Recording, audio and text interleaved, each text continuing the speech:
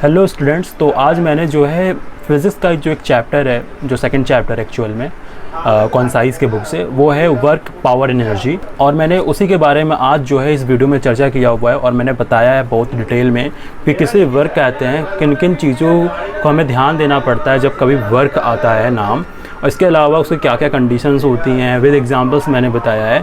तो इस वीडियो को शुरू से लेकर अंत तक ज़रूर देखना, क्योंकि यहाँ पे तुम्हें वाकई में वर्क के बारे में पता चलेगा। इसके साथ में एक बात और भी कहना चाहता हूँ, वो ये, काम शुरू करने को काम करना नहीं, काम करते रहने को काम करना नहीं, बल्कि काम ख़त्म करने को काम करना कहते हैं। तो वैसे ही यहाँ पे भी वही सारी बातों को मैंने रिलेट करके दिखाया हुआ है। तो चलो, मैं तुम्हें ऐसे नहीं दिखाने वाला हूँ, बल्कि मैं तुम्हें लिख के दिखाता हूँ। ऑलराइट, तो आज जो चैप्टर हम पढ़ने जा रहे हैं वो है वर्क पावर एनर्जी, और ये हमारा फिज़िक्स का सेकंड चैप्टर है।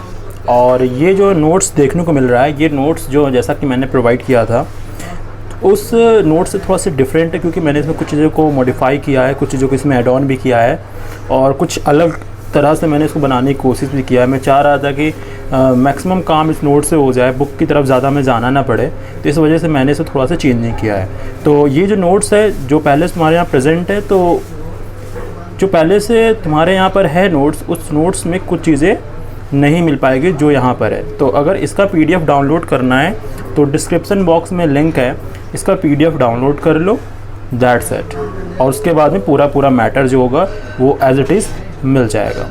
ठीक है, तो ठीक है, मैंने यहाँ पे कुछ चीज़ें और एड ऑन किया। मैंने सोचा कि चलो यहाँ पे नोट्स के साथ साथ कुछ चीज़ें ऐसी बताई जाए जिससे कि हमारे अंदर की जो हिडन एनर्जी होती है वो एनर्जी भी बाहर निकल के आए। तो मैंने कुछ यहाँ पे कोटेशन देना स्टार्ट कर दिया है। तो हर एक नोट्स में क्या होगा, एक कोटेशन मिलेगा इस तरह का राइट कॉर्नर पर, जिससे कि हम लोगों को एनर्जी मिलेगी किसी भी काम को करने में। तो सबसे पहले मैं इसको डिफाइन करता हूँ। क्या लिखा है? Attraction to distraction drifts you away from your goal. समझ में तो आ ही गया होगा कि अगर अट्रैक्शन होता है किसी डिस्ट्रैक्शन की तरफ, इसका मतलब है कि हम अपने गोल से बहुत तेज़ी के साथ में भटक रहे हैं।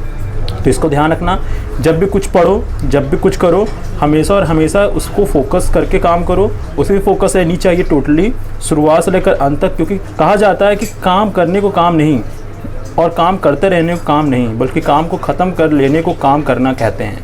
मैं यहाँ पे इतना ज़्यादा वर्क क्यों कर रहा हूँ? क्योंकि चैप्टर भी तो वही है, वर्क पावर एनर्जी। तो हमें यहाँ पे काम के बारे में बात करना है, हमें यहाँ पे वर्क के बारे में बात करना है। और शुरुआत में जो बेसिक क्लासेस थी, चाहे वो क्लास 9 हो, चाहे वो 8 हो, या फिर और भी 6 के बाद से ही वर्क पावर एनर्जी के छोटे छोटे से टर्म्स के साथ में डेफिनेशन विद एग्जांपल आते जाते रहते हैं, और हम लोग बचपन से ही पढ़ते आ रहे हैं। तो इसमें क्या खास बात होगी? कुछ चीज़ें ऐसी हो गई, वहाँ पे हम लोग चीज़ें पढ़ते थे वो बेसिक फॉर्म में होती थी। अभी जो चीज़ें हम लोग यहाँ पे पढ़ने जा रहे हैं, वो सारी चीज़ें जो होंगी वो एक अलग ही लेवल का होगा, वो सबका सम अप होगा। हमारे पास मैटर कम होगा, लेकिन यहाँ पे हमारे पास में सोचने और समझने की जो दायरा है, हमारा रीज़न है, वो ज़्यादा होगा। और कुछ भी अंतर नहीं होती है बेसिक लेवल पे और इस लेवल की पढ़ाई में। ठीक है, तो चलो स्टार्ट कर लेते हैं। सबसे पहला टर्म हमारे सामने आ रहा है वर्क। तो वर्क क्या होता है? ध्यान सुनना, मैं डेफिनेशन पढ़ रहा हूँ।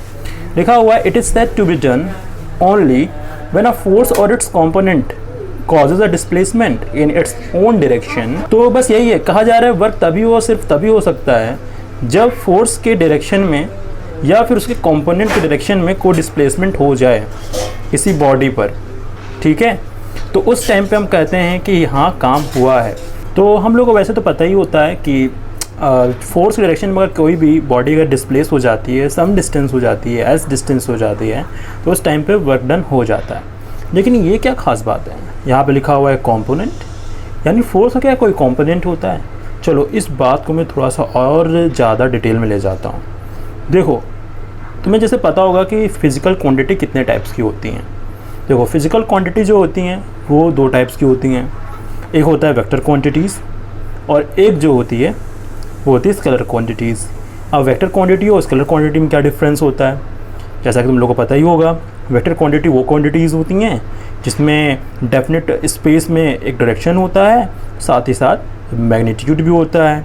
लेकिन अगर स्केलर क्वांटिटी की अगर बात की जाए, स्केलर क्वांटिटी में सिर्फ और सिर्फ मैग्नीट्यूड होती है। तो यहाँ पे जो फोर्स होता है वो क्या है? एक वेक्टर क्वांटिटी है। अगर ये वेक्टर क्वांटिटी, तो इसके पास एक डायरेक्शन होगा पर्टिकुलर डायरेक्शन में, है कि नहीं? तो वो अगर फोर्स के डायरेक्शन में कोई बॉडी अगर डिस्प्लेस हो जाती है, इट मीन्स कि उसने काम किया है। ठीक ना। जिस भी बॉडी पे कोई फोर्स लग रही है अगर उस डायरेक्शन में अगर कोई भी बॉडी मूव कर जाती है, इट मीन्स कि वहाँ पे वर्क हुआ है। तो कंपोनेंट यहाँ पे एक्चुअल में है क्या चीज़ें, हम लोग वेक्टर क्वांटिटीज़ में, यानी कि हम ये कहें कि वेक्टर अलजेब्रा जो कि हायर लेवल में हमें मिलता है, वेक्टर अलजेब्रा में जो भी वेक्टर पढ़ते हैं वो दो टाइप से पढ़ते हैं हम लोग। एक वेक्टर क्वांटिटी होती है जो पढ़ते हैं हम लोग लोकेटेड, एक होती है जो होती है फ्री वेक्टर्स। तो फ्री वेक्टर्स और लोकेटेड वेक्टर क्या होता है ये तो बहुत ही आगे की बातें हैं, लेकिन मैं जो यहाँ पे यूज़ हो रहा है मैं वो बताता हूँ। चलो देखो, मान लेते हैं कोई भी एक वेक्टर f है, ये हमने f बना दिया, f वेक्टर है। और ये एक्चुअली बनाने का रीज़न क्या है, यहाँ पे हम अलग तरह से दिखाने की कोशिश कर रहे हैं। f क्या एक तरह का वेक्टर क्वांटिटी है। अगर f एक वेक्टर क्वांटिटी है, इसका ये मतलब हुआ कि इसका एक पर्टिकुलर डायरेक्शन होगा और इसका मैग्नीट्यूड होगा। तो इसके मैग्नीट्यूड और इसके डायरेक्शन को दिखाने के लिए इस एरो का इस्तेमाल कर रहे हैं। एरो का हेड से लेकर एरो के टेल तक की जितनी लेंथ होती है उसको मैग्नीट्यूड की तरह हम लोग ट्रीट कर सकते हैं, और जो इसका एरो हेड होता है उसको हम लोग क्या कर सकते हैं, बोल सकते हैं कि वो एक डायरेक्शन हमें शो कर रहा है। इतनी बात बोलने से हमें एक वेक्टर पता चल जाता है, यानी कि f यहाँ पे एक वेक्टर है। ठीक है, अगर ये f एक वेक्टर है तो इसके दो तरह के कंपोनेंट पाए जाते हैं। एक जो कंपोनेंट होता है वो होता है जस्ट हॉरिजॉन्टल, इसके हॉरिजॉन्टल होता है। एक इसी हॉरिजॉन्टल के जस्ट 9 डिग्री पे होता है, उसको कहा जाता है वर्टिकल कंपोनेंट। और ये हॉरिजॉन्टल कंपोनेंट से थीटा एंगल पे सिचुएटेड होता है, थीटा एंगल पे सिचुएटेड होता है। ठीक है, और इसके बाद में जो ये वाला है इसको रखा गया है नाम f cos theta. Horizontal component को हमेशा f cos थीटा, और जो वर्टिकल कंपोनेंट्स का नाम रखा गया f sin थीटा। अब मैं क्या दिखा रहा हूँ, क्या बता रहा हूँ, कुछ लग रहा होगा कि दिमाग से बाहर जा रहा है, ऐसा नहीं है। थोड़ा इमेजिन करो क्या होता है जब हम लोग किसी डायरेक्शन में फोर्स लगाते हैं, क्या बॉडी उसी डायरेक्शन में हमेशा मूव करती है। सपोज़ कि अगर ये पेन रखा हुआ है यहाँ पर, ठीक है, ये पेन यहाँ पर रखा हुआ है, अगर मैं इस पेन में अगर फोर्स यूँ ऐसे लगाएं तो ये हमारे फोर्स की डायरेक्शन, यानी कि हमारे line of action of force की डायरेक्शन में ये बॉडी रोटेट कर रही है। ठीक है, तो चलो सिंपल से हो गया कि फोर्स डायरेक्शन पे अगर ये ऑब्जेक्ट अगर मूव कर रहा है, इट मीन्स कि ये वर्क हो रहा है। लेकिन क्या जब हम लोग ऐसे फोर्स लगाते हैं just perpendicular to this table, अगर मैं इस पर फोर्स लगाता हूँ तो सीधा मैं लगा रहा हूँ लेकिन बॉडी आगे जा रही है। इसका मतलब ये समझ में आ रहा है कि ज़रूरी नहीं होता है कि जिस भी बॉडी पे अगर हमने फोर्स लगाया है उसी फोर्स के डायरेक्शन में बॉडी मूव कर जाए, ये ऑलवेज नहीं होता है। जैसे अगर हम बात करते हैं एक क्रिकेट मैच के फील्डर को लेकर, अगर क्रिकेट मैच में जो फील्डर है अगर उसके पास कोई कैच आता है, जो वो कैच पकड़ने जाता है तो बॉल पे वो क्या करता है, आगे की तरफ फॉरवर्ड डायरेक्शन में एक फोर्स लगाता है। लेकिन बॉल जब उसके हाथ पे आती है तो वो फॉरवर्ड डायरेक्शन में नहीं जाती, बल्कि हैंड जो होता है वो बैकवर्ड डायरेक्शन में आ जाता है। यानी कि फोर्स हम आगे लगा रहे हैं लेकिन वर्क हमारा पीछे हो रहा है। ऐसे कई एग्जांपल्स हैं। जैसे कि एग्जांपल और हमारे पास, जैसे कि मान लेते हैं कोई मैन है, अगर वो वॉल पर फोर्स लगाता है, अगर वॉल पे फोर्स लगाता है तो उसके वर्क को ज़ीरो माना जाता है। ऐसा क्यों है? इन सब के पीछे कुछ ना कुछ तो रीज़न है। ठीक है, तो यहाँ पे हम लोग इस चीज़ को और ज़्यादा डिटेल करने वाले हैं। जैसे मैंने बताया कि इस पेन पर अगर हम परपेंडिकुलर फोर्स लगाएंगे तो ये पेन जो है, ऐसा नहीं कि जिधर साइड में हमने फोर्स लगाया उधर साइड में चला जा रहा है, यानी कि इसको टेबल को होल्ड करके नहीं चला जा रहा है, ऐसा तो नहीं हो रहा है, बल्कि क्या कर रहा है, वो आगे जा रहा है या फिर पीछे आएगा। सिंपल। तो ये फोर्स नीचे लगा रहे हैं लेकिन मोशन कहीं और हो रहा है। इसका मतलब कि जो हमारा फोर्स लग रहा है वो एक वेक्टर क्वांटिटी है और इसके कई कंपोनेंट हैं। कई में जैसे हमारा यहाँ मेनली दो ही कंपोनेंट हैं, एक है हॉरिजॉन्टल, एक है वर्टिकल। इसी हॉरिजॉन्टल और वर्टिकल कंपोनेंट में ये बॉडी मूव कर जाएगी अगर, तो कहा जाएगा कि काम हो रहा है। कुछ बात समझ में आ रही है? यानी कि फोर्स हम जिस बॉडी लगाएंगे वो बॉडी उस फोर्स के डायरेक्शन में नहीं बल्कि किसी दूसरे डायरेक्शन में अगर मूव कर जाती है, और वो जो डायरेक्शन में जा रहा है वो फोर्स का ही कोई ना कोई कंपोनेंट होगा, या तो हॉरिजॉन्टल या तो वर्टिकल, जिसके थ्रू क्या काम होना स्टार्ट हो जाएगा। तो इसी को कंपोनेंट कह रहे हैं। तो याद रख लेना, इसकी थोड़ा याद रखने की बातें यहाँ पर है कि किसी भी वेक्टर क्वांटिटी के दो तरह के कंपोनेंट होते हैं, एक होता है हॉरिजॉन्टल कंपोनेंट, एक होता है वर्टिकल कंपोनेंट। ये बहुत इंपॉर्टेंट है। अभी इससे कई ढेर सारे हमारे एग्जांपल्स भी यहाँ पे बनेंगे, और हमारे एक्सरसाइज में, फर्स्ट एक्सरसाइज में इस चैप्टर के ऐसे क्वेश्चन बहुत बनेंगे जिसको हमें करना ही करना पड़ेगा। तो याद रखना कि वेक्टर का एक हॉरिजॉन्टल और एक वर्टिकल कंपोनेंट होता है। अब इस डेफिनेशन को एक बार फिर से पढ़ दे। क्या लिखा है?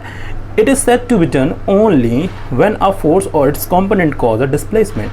अगर फोर्स या उसका कोई भी कंपोनेंट यानी वर्टिकल या हॉरिजॉन्टल कंपोनेंट अगर उस बॉडी में थोड़ा सा भी डिस्प्लेसमेंट ले आता है, इट मीन्स कि काम हुआ है। ठीक है, ये बात सिंपल सी है। कोई भी पूछता है वर्क क्या होता है, तो हम सिंपली ये नहीं कहेंगे W=F/S is known as the work. ऐसा हम नहीं बोल सकते। अब इस लेवल पे हम ये बात नहीं कह सकते, बल्कि हम कहेंगे said to be done only when a force or its component cause a displacement in its own direction, तभी कहेंगे वर्क हो रहा है। अच्छा, वर्क की बात कर ही रहे हैं तो इसकी यूनिट के बारे में बात करते हैं। अगर SI यूनिट की बात किया जाए तो जूल होता है, और CGS यूनिट की बात की जाए तो अर्ग होता है। तो ठीक है, SI और फिर CGS में क्या रिलेशन है? 1 जूल इज इक्विवेलेंट होता है 10⁷ अर्ग। ठीक है, ये होता है। कोई तुमसे पूछ लेता है कि 1 जूल या 1 अर्ग का डेफिनेशन क्या है? देखो 1 जूल का डेफिनेशन याद हो गया ना, तो 1 अर्ग का डेफिनेशन देना, दैट इज़ वेरी सिंपल। क्या हो जाएगा? लिखा है यहाँ पे 1 joule of work said to be done when a force of 1 newton displaces a body through a distance 1 metre in its own direction. कहेंगे कि 1 जूल का काम हो रहा है। अर्ग में वही चीज़ है, 1 erg of work is said to be done when a force of 1 dyne displaces body through distance 1 centimetre in its own direction. That's it. कितना आसान था डेफिनेशन बनाना और बताना। ठीक है, अब चलो मैं थोड़ा सा बात और भी करना चाहता हूँ। कब कहेंगे कि काम हुआ है, तो हमने बताया, लेकिन ऐसी भी कई चीज़ें होती हैं कि कभी कभी काम नहीं भी होता है। जैसे कि हमेशा जो क्या लिखा है, there must be a force acting on body. सही बात है ना, काम तभी तो माना जाएगा ना जब उस बॉडी पे कोई ना कोई फोर्स लग रहा हो, भले उस फोर्स डायरेक्शन में मूव करे या फिर उसके कंपोनेंट के डायरेक्शन मूव करे, काम तो माना जाएगा क्योंकि उस पर फोर्स लग रहा है। फिर लिखा है the force acting on a body must cause some displacement. यहाँ लिखा हुआ है कि भाई जो फोर्स है वो डिस्प्लेसमेंट नहीं कर पा रहा है, भले ही अपने डायरेक्शन में या फिर अपने कंपोनेंट के डायरेक्शन में अगर नहीं करेगा, इट मीन्स कि नो डिस्प्लेसमेंट। नो डिस्प्लेसमेंट मतलब कि नो वर्क। फिर लिखा है see the displacement must be in the direction of the applied force और in the direction of resolve component of force. ये लिखा हुआ है कि नहीं? यही तो बात लिखा हुआ है। तो ये होगी थर्ड बात। तो इन तीनों बातें अगर कभी मैच नहीं करेगी, तीनों बात अगर मैच नहीं करी कभी भी, इट मीन्स कि कोई भी काम नहीं हुआ है। तो डी वाले में मैंने इसलिए एक पॉइंट बनाया क्योंकि कुछ लोग कहते हैं कि चलिए काम हो रहा है, चलो 3 पॉइंट में इसको 1 पॉइंट हो जाएगा तो बात बन जाएगी। ऐसा नहीं है, तीनों पॉइंट का सही होना बहुत ज़रूरी है। तो वही लिखा डी वाले पॉइंट मैंने अपने एक्स्ट्रास जोड़ा है। इसमें लिखा है if any of the above condition are not satisfied no work is done, that's it. अब इस वर्क को अगर मैथमेटिकल अगर हमें फॉर्म देना होगा तो हमें क्या करना होगा? यहाँ लिखा है मैथमेटिकल एक्सप्रेशन फॉर वर्क। क्या लिखा है? Work is defined as the product of the force and the displacement in the direction of force. ठीक है, it must be remembered that work is scalar quantity. याद रखना कि वर्क एक scalar quantity होती है, वर्क कोई भी वेक्टर क्वांटिटी होती है। कितना अजीब है ना सुनने में। फोर्स एक वेक्टर क्वांटिटी होती है, डिस्प्लेसमेंट एक वेक्टर क्वांटिटी होती है, फिर भी जो यहाँ पे वर्क है वो वेक्टर क्वांटिटी नहीं बल्कि स्केलर क्वांटिटी। भाई बात एकदम सीधी सी होती है। वेक्टर क्वांटिटी वही होगी जिसमें एक पर्टिकुलर स्पेस में डायरेक्शन हो और साथ साथ मैग्नीट्यूड हो। इसके पास मैग्नीट्यूड तो है लेकिन डायरेक्शन नहीं है, इट मीन्स कि एक स्केलर क्वांटिटी है। ठीक है, अब यहाँ पे देखो भैया लिखा है यहाँ वेयर एफ वेक्टर, देखो वेक्टर का फॉर्म लगा है, vector is applied force on the object and S vector is displacement in the direction of the applied force. That's it. ये बात समझ में आ गई होगी, बहुत ही ज़्यादा सिंपल सी थी, कोई टफ बात नहीं थी। ठीक है, इसके अलावा अगर हम कंपोनेंट वाइज बात करें तो कंपोनेंट वाइज भी एक और फॉर्मूला बनता है इसी W के लिए। वो होता है if the body is displaced in the direction other than the direction of applied force then work done is given by product of the component of force in the direction of displacement and the displacement itself. देखो यहाँ पे लिखा है F cos theta into S. जैसा कि मैंने ऊपर बताया था कि एफ कॉस थीटा जो होता है वो एफ वेक्टर का हॉरिजॉन्टल कंपोनेंट होता है। सपोज करो कि अगर इस डायरेक्शन में फोर्स लगा लेकिन मोशन इस डायरेक्शन में हो गई तो हम लोग इस समय इस वाले कंपोनेंट का इस्तेमाल करेंगे। सपोज कर लो कि अगर हम फोर्स इस डायरेक्शन में लगा रहे हैं ऑब्जेक्ट पर लेकिन बॉडी इस डायरेक्शन पे मूव कर गई, इट मीन्स कि वहाँ पे फोर्स एफ नहीं बल्कि एफ साइन थीटा हमें लेना होगा। ठीक है, वैसे यहाँ पे मैंने एक हॉरिजॉन्टल कंपोनेंट के लिए एक फॉर्मूला फॉर्म किया है। ये F sine theta into S भी हो सकता था, अगर मैंने यहाँ पे पर्टिकुलर कर लिया इसको, इसीलिए एफ कॉस थीटा लिख रहे हैं। अगर ऐसा नहीं होता, बोलता कि वर्टिकल कंपोनेंट यानी कि vertically motion vertically object move कर रही है, तो उस टाइम पर हम लोग यहाँ पे F sine theta into S लिखते हैं। जबकि बात दोनों का सेम है। तो ये जो फॉर्मूला यहाँ पर ये बहुत इंपॉर्टेंट है। क्यों ये इसलिए इम्पॉर्टेंट है क्योंकि कई क्वेश्चंस में, कई न्यूमेरिकल्स में हमें एंगल दे देगा और एंगल पता होने की वजह से हमें ये वाला फॉर्मूला यूज़ नहीं कर पाएंगे, बल्कि हमें ये वाला फॉर्मूला यूज़ करना होगा। तो ये लिखा W = FS cos थीटा, याद रखना FS cos थीटा, इससे याद भी रहेगा। ठीक है, बाकी F क्या चीज़ है और यहाँ पे S क्या चीज़ है, यू नो वेरी वेल। अब इसके बाद में कुछ स्पेशल केसेस आते हैं और यहीं से हमारे सामने क्वेश्चन बनना स्टार्ट हो जाए, क्योंकि स्पेशल केसेस का साफ मतलब होता है कि बहुत सी चीज़ें आने वाली है। तो पहले मैं बेसिक फॉर्म में बता देता हूँ कि ये 3 केसेस कहाँ से अराइज हो रही हैं। तो देखो यहाँ मैंने बताया W क्या मैंने बोला, W बोला FS cos थीटा बोला। अब देखो cos थीटा है, तो cos थीटा में 3 एंगल हम लोग यहाँ पर्टिकुलर रख के चेक कर रहे हैं, एक 0 पर, एक 180 पर और एक 90 पर। इन 3 एंगल पर हम चेक करेंगे। तो अगर हमने 0 पुट कर दिया यहाँ पे, तो उस समय FS आएगा, क्योंकि cos 0 की वैल्यू 1 होती है। तो FS आएगा, तो जो FS मिलेगा सिर्फ और सिर्फ वो होगा पॉजिटिव वर्क। पॉजिटिव वर्क मतलब ये हो गया जिस डायरेक्शन में तुम फोर्स लगा रही हो उसी डायरेक्शन में ऑब्जेक्ट मूव करेगा। ठीक है, तो वर्क माना जाएगा। उसके बाद में 90 अगर हम लोग ले लेंगे तो 90 रखने पे ये जो क्वांटिटी हो गई पूरी तरह से 0 हो जाएगी। इसका मतलब कि अगर हम लोगों ने, ठीक है क्या बोल रहे हैं, अगर हम लोगों ने 90 डिग्री यहाँ पुट कर दिया तो पूरा 0 हो जाएगा। इसका मतलब ये हो रहा है कि कोई भी काम नहीं हो रहा है। ठीक है, अगर 180 रख देंगे, अब पता तो नहीं होगा 180 की वैल्यू क्या होती है, मैं बता देता हूँ। cos 180 की वैल्यू होती है -1, और जब -1 इसमें लगाएंगे तो उस टाइम पर ये हो जाएगा -FS। और -FS का मतलब ये है कि नेगेटिव वर्क हुआ। जैसे मैंने कुछ देर पहले एग्जांपल लिया था ना, वो क्रिकेट मैच के फील्डर का, वैसा ही वाला। तो इसमें कुछ एग्जांपल्स भी है, तो मैं इसे बताऊंगा। तो आप पहले कंडीशन पे आते हैं। When the displacement is in the direction of the applied force, that is theta = 0। अब ऐसा क्यों बोला है, अब जो दिखाते हैं तुम्हें। मैंने क्या बोला था, हॉरिजॉन्टल कंपोनेंट और इसके बीच में थीटा एंगल होता है। अगर थीटा एंगल 0 हो जाएगा तो ये जो फोर्स होगा ये नीचे आ जाएगा। ठीक है ना, तो ये बन जाएगा और इसी डायरेक्शन में क्या हो जाएगा, बॉडी मूव भी करेगी, क्योंकि थीटा 0 हो चुका है। तो इसका साफ मतलब ये हुआ ना कि जिस डायरेक्शन में फोर्स लगा रहे हैं उसी डायरेक्शन में मोशन हो रही है। तो उस टाइम पे ये बोला जा रहा है। तो इस टाइम पे क्या हो रहा है, W = FS मिलेगा, क्योंकि cos थीटा की जो वैल्यू हो जाएगी वो हो जाएगी यहाँ पर इस पर्टिकुलर केस में 1। ये पॉजिटिव वर्क कहला रहा है। और एग्जांपल समझाते हैं। जैसे यहाँ पे एग्जांपल मैंने लिया है, in free fall of a body of mass m under gravity through a height h from A to B, from A to B। ठीक है, क्या है, फ्रॉम A to B। ठीक है, फिर क्या लिखा आगे में लिखा है the force of gravity that is mg। जाहिर सी बात ना, फोर्स ऑफ ग्रेविटी mg तो लगेगा ना, मास इनटू एक्सेलरेशन होता है, जबकि ये अंडर ग्रेविटी इट मीन्स कि यहाँ पे acceleration due to gravity apply होगी। फिर लिखा is in the direction of the displacement that is s। यहाँ पे हम लोग h लेंगे, ये हाइट से गिर रही है। तो and the work done by the force of gravity is W = FS, where F is equal to mg and S is equal to h। इसका मतलब mgh बन जाएगा।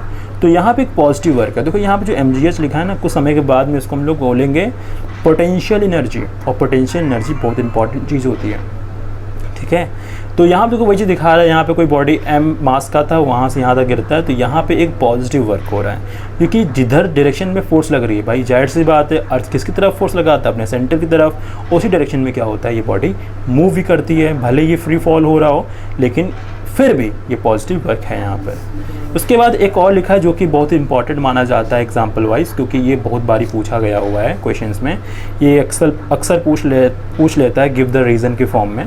तो याद रखना, लिखा है a coolie does work on the load when he raises it up against the force of gravity. क्या बोला, एक कुली काम करता है जब वो किसी भी चीज़ को against the force of gravity उठाता है। तो the force exerted by the coolie, जो फोर्स एक्सर्ट हो रहा है कुली के थ्रू, वो हो रहा है mg, mass into gravity, and displacement both are in the upward direction. तो उठाया, ठीक है ध्यान रखना, कुली ने सामान को ऊपर उठाया, अपने सर पे रखा। तो जब उसने उठा के अपने सर पे रखा तो उस टाइम पे उसने कुछ काम किया अगेंस्ट ग्रेविटी, तो उस टाइम पे फोर्स हमें पता चल जाएगा। और नीचे से उठा के अगर सर पे रखा है तो कुछ ना कुछ डिस्प्लेसमेंट तो हुआ है ना बॉडी में, तो उस टाइम पर इसने काम किया है। ठीक है, कुली ने काम किया है। अब इसे में एग्जांपल और आएगा जहाँ पे कुली ने कोई काम नहीं किया।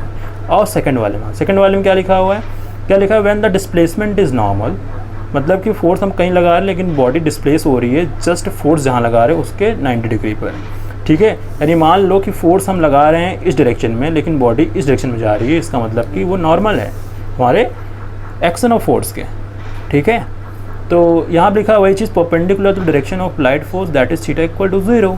और इसका मतलब कि अगर 90 आ जाएगा कॉस के बगल में तो उस टाइम पर cos 90 की वैल्यू 0 होती है, और cos 90 की वैल्यू 0 का मतलब होता है नो वर्क। और दिखाते हैं नो वर्क वाले में कौन कौन सी चीज़ें आती हैं। जैसे कि पहले लेते हैं कुली का एग्जाम्पल। लिखा है वैन अ कुली भी बहुत इंपॉर्टेंट एग्जाम्पल है क्योंकि दोनों से क्वेश्चन पूछे जाते हैं। लिखा है when a coolie walks horizontally while carrying a load on his head, no work is done against the force of gravity because the displacement of the load is normal to the direction of the force of gravity which is vertically। अब सोच देखो, अब कोई body किसी के sir पे रखी हुई, कुली के सर पे, वो चलना स्टार्ट कर दिया है। अब वो जो लोड उसने अपने सर पे टांग के रखा हुआ है उसका जो उसका ग्रेविटेशनल फोर्स लगेगा वो जस्ट डाउनवर्ड होगा, लेकिन बॉडी जा रही है एकदम उस फोर्स के परपेंडिकुलरली। मतलब कि कोई भी कुली यहाँ पर ऐसे करके खड़ा हुआ है, ठीक है, और एक कुली यहाँ पे ऐसे करके खड़ा हुआ है, यहाँ पे इसने सर पे अपने लोड लिया, ठीक है, उठा के रखने के लिए भाई काम किया, लेकिन जब ये चलना स्टार्ट करेगा तो इसका पाथ तो हॉरिजॉन्टल बनेगा, यानी कि ये बॉडी किस तरह डिस्प्लेस हो रही है, परपेंडिकुलरली, जबकि इसका फोर्स नीचे लग रहा था, ठीक है ना। तो इसलिए यहाँ पे 90 डिग्री बन जाएगी। इसका मतलब है कि कुली कोई काम नहीं कर रहा है, क्योंकि फॉर्मूले में अगर रखा जाएगा थीटा की वैल्यू 90 तो 0 हो जाएगा। देखो ऐसा नहीं है कि काम बंदा नहीं करता है, भाई काम करता है, तभी हम लोग रेलवे स्टेशन या फिर बस स्टेशन पैसा देते हैं कुली को। चक्कर ये है कि फिज़िक्स कभी नहीं मानता इस बात को। फिज़िक्स के अपने खुद नियम और कानून होते हैं, वो अपने नियम और कानून के अकॉर्डिंगली चलता है। अगर इसके अकॉर्डिंगली कोई नहीं चलता, इसका मतलब कि वो उस कानून का वायलेशन कर रहा है, जिसके मतलब है कि वो सेटिस्फाई नहीं कर रहा है। और जो हमारा फिज़िक्स है, जो यूनिवर्सल फिज़िक्स है, वो तो पूरे यूनिवर्स में अप्लाई होता है, लेकिन जो अगर पर्टिकुलर फिज़िक्स जैसे हम लोग पढ़ते हैं विदाउट यूनिवर्सल फिज़िक्स, तो उस टाइम पर हम कह सकते हैं वो सिर्फ और सिर्फ पृथ्वी के लिए बना हुआ है, अर्थ के लिए बना हुआ है, वो दूसरे प्लैनेट पे नहीं अप्लाई हो सकता है, ठीक है। तो यहाँ पे वही चीज़ बताने की कोशिश मैं कर रहा हूँ कि यहाँ पे 90 डिग्री बन रही है, इसका मतलब ये है कि कोई काम नहीं कर रहा है वो कुली, ठीक है। यहाँ पे साफ साफ लिखा हुआ है, बहुत इंपॉर्टेंट है। इसके अलावा एक और ले लेते हैं एग्जांपल, अच्छा एग्जांपल है सर्कुलर बॉडी का। व्हेन अ बॉडी मूव्स, क्या लिखा है, when a body moves circular path in a horizontal plane, no work is done since the centripetal force, पढ़ चुकी हो, on the body is directed towards the centre of the circular path and the displacement at all instants is along the tangent. सही बात ने पढ़ा तो याद कर लो, हर बार बॉडी का जो डायरेक्शन होता है दैट इज क्या होता है, टेंजेंशियली होता है, और इसके अलावा जो फोर्स लगता है वो लगता है सेंटर की तरफ, और सेंटर की तरफ अगर कोई फोर्स लगेगा और बॉडी की डायरेक्शन ये होगी तो क्या हो रहा है, फोर्स डायरेक्शन इधर है लेकिन बॉडी जा रही है जस्ट परपेंडिकुलरली, इसका मतलब 90 पुट करेंगे, इसका मतलब नो वर्क। तो सर्कुलर पाथ में घूमता हुआ बॉडी भी कोई काम नहीं करता है एज अकॉर्डिंग टू फिजिक्स, ठीक है। ऐसा नहीं कि काम नहीं हो रहा है, लेकिन फिजिक्स नहीं मानता उस चीज़ को काम, ठीक है, क्योंकि फिजिक्स के कुछ फॉर्मूले होते हैं, कुछ अपने कॉन्सेप्ट होते हैं, उसी पे बेस्ड होता है। क्लियर हो गया होगा, और अगली तरफ चलते हैं। उसी का आगे का पार्ट यहाँ पे लिखा हुआ है। अब थर्ड वाले कंडीशन की तरफ चल लेते हैं फटाफट। तो लिखा है यहाँ पे, the displacement is in opposite direction, displacement अब अपोजिट डायरेक्शन में होगा जिधर साइड में हम फोर्स लगा रहे हैं, ठीक है।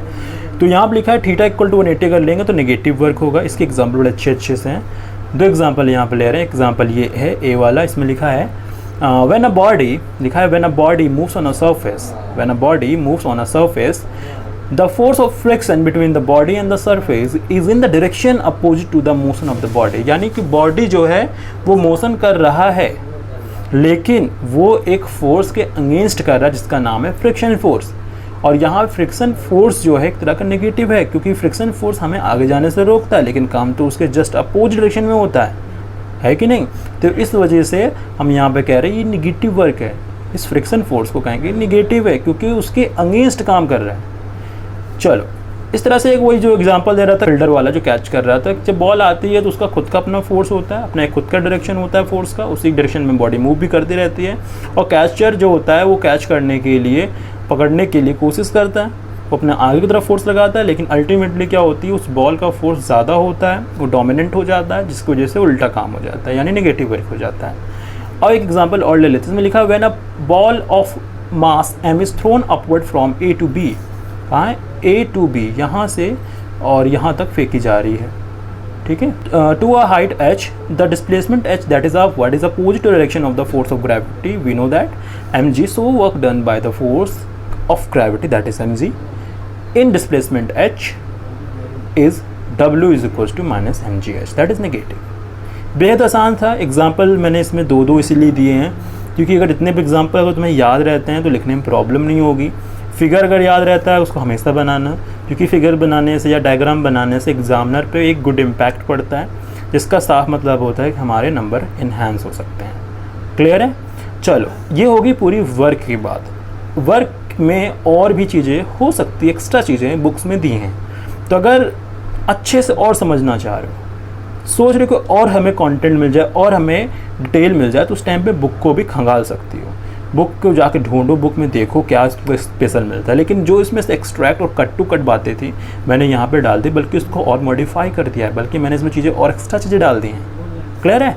चलो पावर की बात करते हैं। अब देखो, पावर बड़ा आसान चीज़ है, जिसको काम आता है, जो काम कर लेता है पूरा, वो टाइम लेगा, और काम करने और टाइम के बीच जो रेशियो होता है ना, उसको कहते हैं पावर। यानी कि rate of doing work is called power. कितनी जल्दी कोई काम कर लेता है उसका पावर ज़्यादा होगा।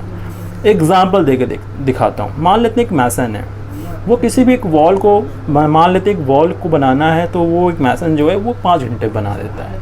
लेकिन उसी के साथ में एक दूसरा मैसन है, वो क्या काम कर रहा है, उसी वॉल बनाने में सिर्फ 4 घंटे ले रहा है। अगर बनवाना चाहें तो हम किसको पिक करेंगे? जिसकी इफ़िशियंसी ज़्यादा होगी, जो कम समय में ज़्यादा काम करेगा, उससे हम जल्दी काम करवाएंगे। यानी कि जो 4 घंटे में पूरे वॉल को कंप्लीट कर रहा है, हम उसको हायर करेंगे, ना कि 5 घंटे में कंप्लीट करने वाले मैसन को हायर करेंगे। ठीक है? तो वही है यहाँ पे रेट ऑफ डूइंग वर्क। भाई काम को कितने टाइम में किसी ने कंप्लीट किया है, वही उसकी पावर हो जाएगी। That's it, very simple. ठीक है? अब से यहाँ लिखा था यूनिट ऑफ पावर क्या होता है? सिंपल है, अगर W/T की अगर हम डिफाइन कर रहे हैं तो जूल पर सेकेंड होगा। सिंपल है कि नहीं? अगर हम SI में बात कर रहे हैं तो, अगर हम लोग सीजीएस में बात करेंगे तो अर्ग पर सेकेंड होगा। लेकिन इसकी एक पर्टिकुलर यूनिट और होती है, वो होती है WATT, दैट इज़ वॉट, जिसको SI सिस्टम में हम लोग बोलते हैं। और यहाँ पर डिफाइन भी किया गया है कि अगर W वर्क हो, टाइम T सेकेंड में काम कर रहा हो, तो पावर हो जाएगा P इक्वल W/T। अब इसमें कुछ फैक्टर्स है जो हमें समझने होंगे, किस किस बातों पे ये P जो है डिपेंड करता है। तो एक सीधी सी बात है कि काम बढ़ाएंगे तो पावर इंक्रीज़ कर जाएगी, और यहाँ पे अगर टाइम को अगर हम लोग इंक्रीज़ कराएंगे तो पावर कम हो जाएगी, और अगर टाइम को डिक्रीज़ कराएंगे तो पावर बढ़ जाएगी। सिंपल सी बात है, लेकिन एक क्वांटिटी को कांस्टेंट होना पड़ेगा। तो वही यहाँ पे लिखा है power produced or used by a body or a machine directly proportional to the work done on it. फिर लिखा है power produced or used by the body or a machine is inversely proportional to the time, that is lesser the time more is the power. बिल्कुल simple सा है। आगे लिखा है also power can defined as the product of the force and velocity. देखो ये जो चीज़ हमने यहाँ पे लिखा है, इसको हम लोग प्रूव कर सकते हैं। अब ये एक छोटा सा होमवर्क है कि ये कैसे प्रूव होगा। ध्यान देना, सोचना कैसे होगा, इसमें देखना कि P, F और V में रिलेशन कैसे ला सकते हैं। इसमें W नहीं है, तो हमें बुद्धि लगा के काम करना, और मैं जानना चाहूँगा कि कैसे होगा ये। ठीक है? तो कोशिश करना, देखना कैसे आता है। ये होमवर्क है। ये हो गई इतनी सी बातें। अब इसी पावर में कुछ ज़्यादा चीज़ें नहीं हैं। पावर में जैसे एक मेन चीज़ ये आती है कि 1 हॉर्स पावर किसे कहते हैं। देखो 1 हॉर्स पावर, ये हॉर्स पावर का जो चीज़ें हैं ना, ये काफ़ी टाइम से चला आ रहा है, और बहुत ही पॉपुलर टर्म भी है। मतलब एक अच्छी खासी यूनिट है जो हम लोग बड़े बड़े व्हीकल्स या फिर बड़ी बड़ी मशीनरी में इस्तेमाल करते हैं। तो इसको HP से डिनोट करते हैं। इसकी एग्जैक्ट वैल्यू जो होती है इन वॉट, वो होती है 746, लेकिन इसको अप्रॉक्सीमेटली फॉर कैलकुलेशन यहाँ पे लेते हैं, क्या लेते हैं, 750 वॉट। ठीक ना? इसलिए मैंने यहाँ पे अप्रॉक्सीमेटली का साइन लगाया हुआ है।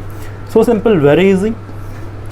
अब इसी के बाद बात करते हैं एनर्जी। देखो एनर्जी और वर्क में कोई डिफरेंस नहीं है। एनर्जी और वर्क दोनों एक ही चीज़ होती है, दोनों की इसी वजह से यूनिट भी सेम होती है, जूल। लेकिन फिर भी एनर्जी नहीं अगर होगी तो काम नहीं हो सकता, और काम अगर नहीं हो पा रहा मतलब एनर्जी नहीं है। ये लिखा है आप the capacity of the body to do work. भाई कोई भी बॉडी काम कर रही है तो उसके में कितना एनर्जी पहले से कंसिस्ट है, उसी की वजह से तो हम बता पाएंगे ना कि वो कितना काम कर सकता है। सोच देखो, अगर हमने अपने व्हीकल में, 2 व्हीलर में अगर हमने पेट्रोल नहीं डलवाया, मान लेते 1 लीटर डलवाया, तो उसमें कुछ पर्टिकुलर डिस्टेंस कवर करेगा। जबकि अगर मैंने उसमें ज़्यादा से ज़्यादा एनर्जी दे दिया तो ज़्यादा से ज़्यादा वो काम करेगा। Very simple. वही लिखा है total amount of work done by a body is equal to the energy spent. Since energy is equal to the total amount of work done by body, therefore its unit are as same as that of work. बड़ा आसान सी चीज़ है, इसको कुछ special unit भी होती है, चलो यहाँ दिखा देते हैं। हीट एनर्जी के लिए एक स्पेशल यूनिट बनाई गई कैलोरी। देखो कैलोरी जो है, हम चाहे हीट एनर्जी, देखो जितनी भी तरह की हीट एनर्जी हो, चाहे सोलर एनर्जी हो, टाइडल हो, जियोथर्मल हो, विंड हो, या फिर वाटर हाइड्रो एनर्जी वगैरह कुछ भी हो, वो सारी एनर्जी जो होती है वो सब जूल में ही होती है, सबका अल्टीमेट यूनिट जूल ही होता है। लेकिन पर्टिकुलरली हीट एनर्जी को एक अलग से थोड़ा सा प्रेस्टिज देने के चक्कर में कैलोरी इस्तेमाल कर रहे हैं, क्योंकि ये इम्पॉर्टेंट है। क्योंकि जब कभी भी कोई भी एक एनर्जी दूसरे एनर्जी के फॉर्मेट में चेंज होती है, तो ये जो हीट एनर्जी होती है कहीं ना कहीं से निकल जाती है। जैसे अगर मैं अभी बात करता हूँ, अगर मैं अपना जो केमिकल एनर्जी है, मैंने अभी जो खाना खाया है, जो मेरी केमिकल एनर्जी है, जो अभी मैं यहाँ पे अपने फिजिकल एनर्जी के फॉर्म में या फिर अपने वॉइस एनर्जी के फॉर्म में मैं यहाँ पे यूज़ कर रहा हूँ, तो ड्यूरिंग दिस वर्क क्या हो रहा है, कुछ हमारे पास की जो एनर्जी है वो डिसिपेट हो जा रही है इन हीट एनर्जी, यानी कि मुझे पसीने भी आ रहे हैं बनाते वक्त वीडियो। इसका साफ मतलब है कि पूरी एनर्जी दूसरे फॉर्म में कन्वर्ट नहीं हो पाती है, बल्कि उसका कुछ पार्ट जो होता है वो हीट एनर्जी के फॉर्मेट में निकलती है। इसलिए हीट एनर्जी को कुछ ज़्यादा ही बहुत ही ज़्यादा एक प्रेस्टीज मिल रही है और कुछ भी नहीं। तो इसीलिए यहाँ पे कैलोरी का इस्तेमाल कर रहे हैं। और 1 कैलोरी हमेशा याद रखना, 1 कैलोरी इक्वल टू 4.2 जूल होती है। एक्चुअली 4.18 होती है, राउंड ऑफ करने के बाद में 4.2 हो जाती है। तो 1 कैलोरी इक्वल टू होता है 4.2 जूल। भूल मत जाना, 1 जूल की वैल्यू पूछ लेता है कभी तो 1/4.2 करना पड़ेगा, गलत हो जाता है। तो इसको याद कैसे करेंगे, जब देखो यहाँ पे लिखा कितने लेटर है, यहाँ पे 7 लेटर है, जूल में 5 लेटर आएंगे। तो जिधर लेटर ज़्यादा है उधर पे बड़े नंबर का मल्टीप्लिकेशन नहीं हो रहा है, इधर पे लेटर कम है उधर ही मल्टीप्लिकेशन हो रहा है। तो याद रख लो 1 calorie is equals to 4.2 joule. उसके बाद आता है इलेक्ट्रिकल एनर्जी। इलेक्ट्रिकल एनर्जी भी हमारे लिए बहुत इंपॉर्टेंट होती है, क्योंकि इलेक्ट्रिकल एनर्जी जो होती है वो अब हम लोग मेनली स्टोर कर रहे हैं, क्योंकि इलेक्ट्रिकल एनर्जी इतना ज़्यादा कन्वीनियंट फॉर्म ऑफ एनर्जी होती है जिसको हम किसी दूसरे फॉर्म ऑफ एनर्जी में कन्वर्ट करा सकते हैं। इसीलिए सब कुछ चीज़ को हम लोग इलेक्ट्रिकल एनर्जी के थ्रू चलाते हैं। जितनी भी तरह के हमारे पास में इलेक्ट्रिकल गैजेट या अप्लायंसेज होती हैं, सबको इलेक्ट्रिकल एनर्जी की हेल्प से ही यूज़ करते हैं। तो इसको मेजरमेंट करने के लिए watt hour that is 3.6 kilo joule का इस्तेमाल कर सकते हैं, या फिर इसको 1 kilo watt hour that is 3.6 × 10⁻⁶ joule का इस्तेमाल कर सकते हैं। यहाँ पे जो 1 किलो वाट आवर लिखा हुआ है, इसका बड़ा स्पेशल सा कंडीशन है। ये जो 1 किलो वाट आवर होता है, तुम्हारे घर में या हमारे घर में दोनों की जगह पे एक मीटर लगा रहता है, उसको कहते हैं इलेक्ट्रिकल मीटर। और जो इलेक्ट्रिकल मीटर होता है, इलेक्ट्रिकल मीटर में हमेशा और हमेशा यूनिट वाइज हमें पैसा पे करना पड़ता है। तो जो 1 यूनिट की वैल्यू होती है, यानी कि एनर्जी जो होती है 1 यूनिट की, वो होती है 1 किलो वाट आवर, जिसका मतलब ये है कि 3.6 × 10⁻⁶ जूल एनर्जी का मतलब है 1 किलो वाट या फिर 1 यूनिट। ठीक है, तो इसका एक एग्जांपल ले लेते हैं। मान लो कोई बल्ब है हमारे पास में घर में, और उसने 1 घंटे में अगर इतना जूल एनर्जी ख़त्म कर दिया है 3.6 × 10⁻⁶ जूल, इट मीन्स कि उसने 1 किलो वाट आवर खा लिया है।